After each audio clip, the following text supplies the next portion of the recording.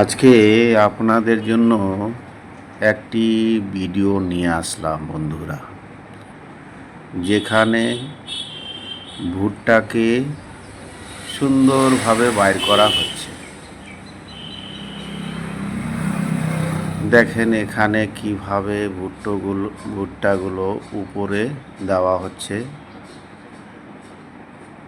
এটার ছালটা ওই দিকে বাড়ায়া যাচ্ছে একদম, দেখেন। আর নিচের দিকে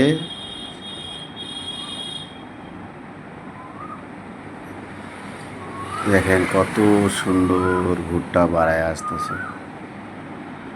এই কাজটাই আগে মানুষকে হাতে করতে হতো, এখন সেটা মেশিনের থ্রুতে হয়ে যাচ্ছে খুব সহজভাবে।